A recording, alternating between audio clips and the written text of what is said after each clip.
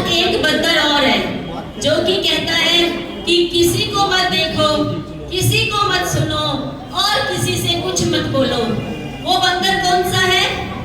Mobile वाला बंदर। और ये मोबाइल वाला बंदर आज हम सबके घर पर राज कर रहा है और जाने अनजाने हम सबकी जिंदगी बदल रहा है। आइए देखते हैं इस मोबाइल के साइड इफेक्ट्स।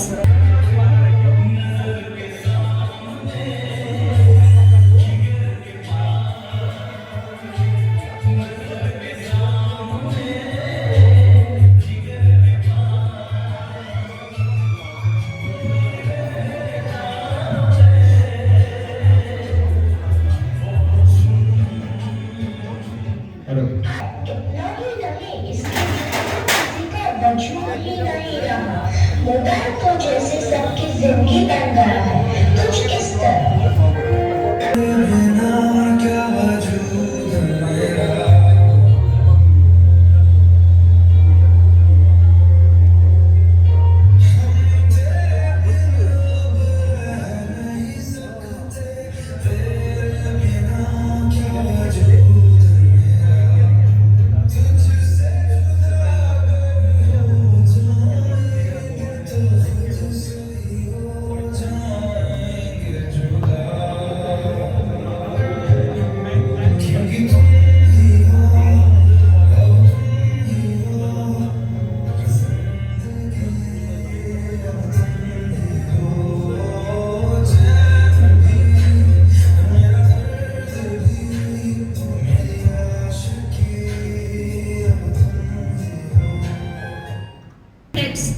लेकिन आज हम आपको बताते हैं कि आप खुद को और अपने बच्चों को कैसे मोबाइल से थोड़ा दूर करके धर्म की राह पर चलने के लिए प्रेरित कर सकते हैं। आइए देखते हैं आज की नाटिका में। आइए आज की नाटिका में आपको मिलवाते हैं सतयुग बाबा से, जो कि कलयुग के प्रभाव से बहुत दुखी है। हाय रे, मेरी तो कमर ही झुकती जा रही है। इस कलयुग ने तो मेरी बहुत ही बुरी दशा कर दी है। हाँ भाई, क्यों ना हो। कहाँ मेरे युग में राम जैसे बेटे और कहाँ इस कलयुग में रावण जैसी संतानें।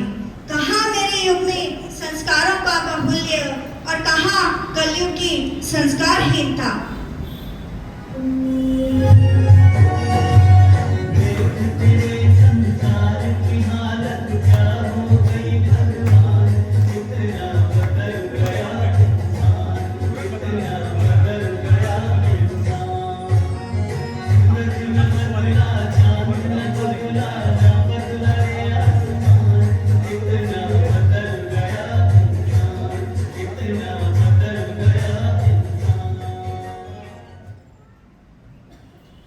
तुम यहाँ क्या करने आए हो कलयुग? अभी तो मेरा बहुत समय बाकी है। मैं कलयुग में होने वाली संतानों को अय्याश बना दूंगा। जिद्दी, घमंडी, माँ बाप की अवहेलना करने वाले, मैं इनकी बुद्धि ऐसी बना दूंगा कि ये संस्कारों से दूर भागेंगे और मैं इसका खूब मजा लूंगा। तुम्हारे दिन गए बाबा, जाओ आराम करो, आराम।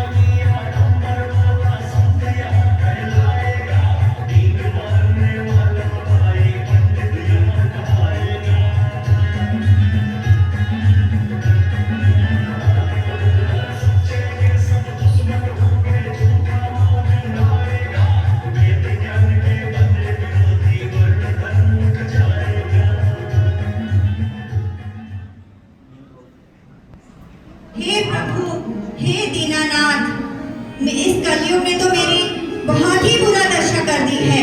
इस कलयुग में बालों की इतनी बुरी दशा।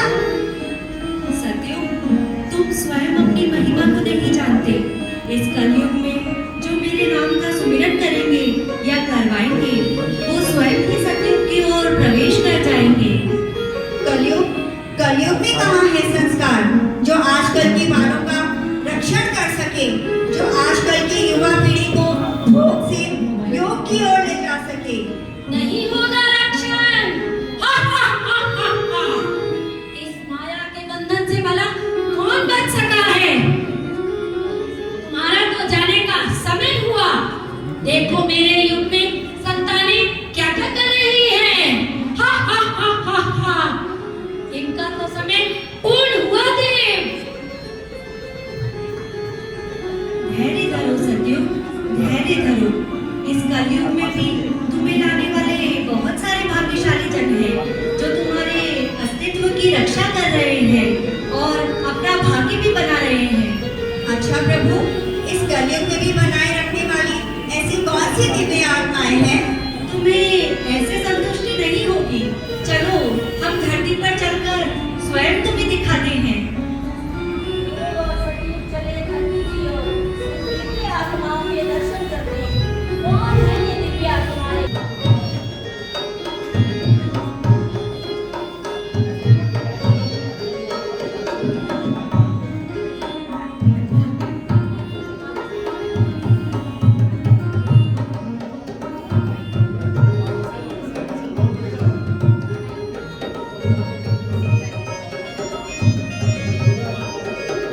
देखो सतयुग, देखो धरती पर तुम्हारा अस्तित्व कैसे कायम है।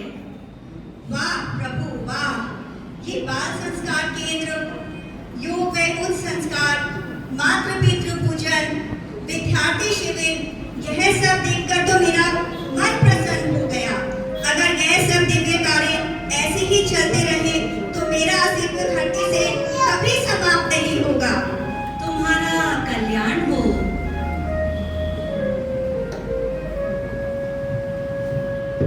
ये बाल संस्कार सभाओं वालों ने तो मेरे मंसूबों पर पानी ही फेर दिया। अगर ऐसा ही चलता रहा तो मैं अपना प्रभाव कैसे जमा पाऊंगा? परंतु प्रभु, मेरे मन में अभी भी एक शंका उठ रही है। अच्छा, अब भी शंका बाकी है। हाँ प्रभु, ये बाल संस्कार केंद्र समस्या के चलने से क्या मेरा कल्याण हो जाएगा? हाँ सतयुग, आज के बालकों का कल्याण इसी में निहित है जो अपने बच्चे गीली मिट्टी की तरह कोमल होते हैं। इन्हें बाल्यकाल में आप जैसा चाहें वैसा आकार दे सकते हैं। जो अपने बालकों को इन बाल संस्कार शिविरों में ले जाएगा और स्वयं भी बाल संस्कार शिविर चलाएगा, उनका कल्याण निश्चित है। देखो यहाँ अरहम योग करती हुई स्त्रियों को देखिए। आजकल की भागम भाग की जिंदगी में बच्चों से लेकर बड़ों तक सभी परेशान हैं। उन्हें ध्यान मेडिटेशन करने का समय नहीं मिल पाता, इसलिए बहुत ही छोटे समय में कुछ अच्छा करने की प्रक्रिया को आज हम आपके समक्ष प्रस्तुत कर रहे हैं। इससे छोटे बच्चे, पढ़ने वाले बच्चे और बड़े सभी लाभान्वित होंगे। ये प्रक्रिया है अरहम योग। सबसे पहले अरहम ध्यान बहुत ही लाभदायक होती है। सबसे पहली है अरिहंत मुद्रा।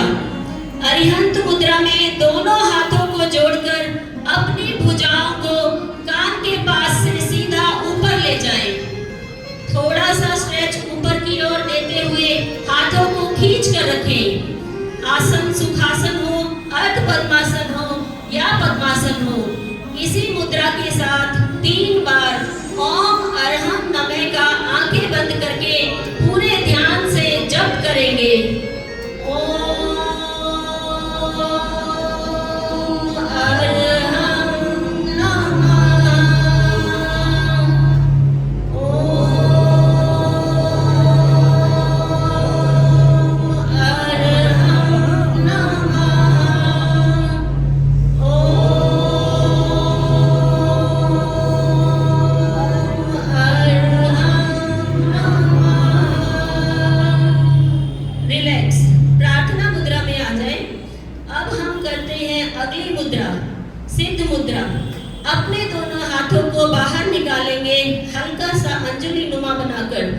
अपनी हथेलियों पर शुद्ध सिद्ध आत्माओं की ऊर्जा विद्यमान है ऐसा अनुभव करेंगे और वह ऊर्जा हमारी हथेलियों से होते हुए हमारे हृदय तक पहुंच रही है, फिर पूरे शरीर में फैल रही है।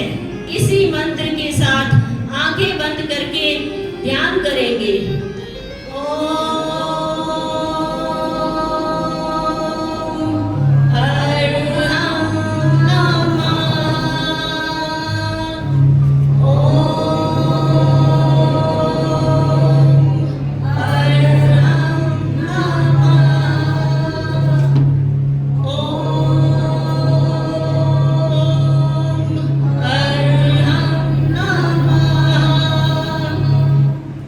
रिलैक्स, प्रार्थना मुद्रा में आ जाएं।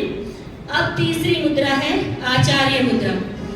आचार्य मुद्रा में अपने हाथों को ज्ञान मुद्रा बनाएं। अब दोनों हथेलियों को अपने कंधों के पास ले जाकर कंधे पीछे की ओर खींचें।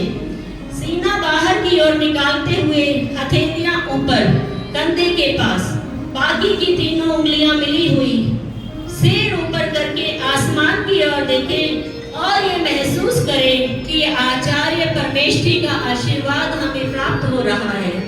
इसी मंत्र के साथ ध्यान करेंगे।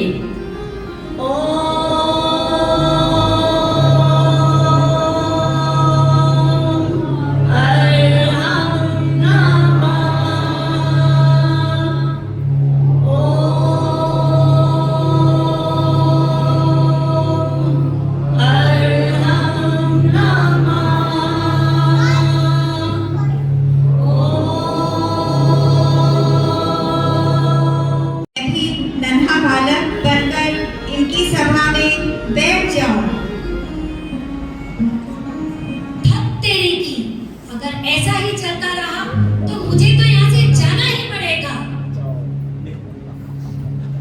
हाँ सत्यु, इस सभा का आनंद ही ऐसा है, इसीलिए मैं इन धरती के देवों पर अति प्रसन्न हूँ जो इस घोर कलयुग में भी अपने बच्चों को नई दिशा दे रहे हैं। अगर है आपको मुझे घर से भगाना तो पड़ेगा बाल संस्कार चलाना। तो देखा दोस्तों, आप में से हर कोई यदि एक एक बाल संस्कार केंद्र खोलने की ठान ले और अपने बच्चों को बाल संस्कार शिविर में भेजने की ठान ले तो कितने ही विद्यार्थियों का भविष्य उन्नत हो सकता है और भारत फिर से विश्व गुरु के पद पर आसीन हो जाएगा।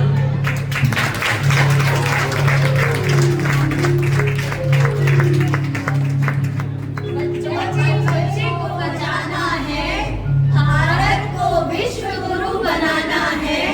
भले हो वर्तमान में कलयुग, हमको सतयुग लाना है। ऋषि मुनियों के ज्ञान को जन जन तक पहुंचाना है। घर घर खोलेंगे बाल संस्कार, आज ऐसा दीप जलाना है, आज ऐसा दीप जलाना है। बहुत ही अलग ध्यान करने का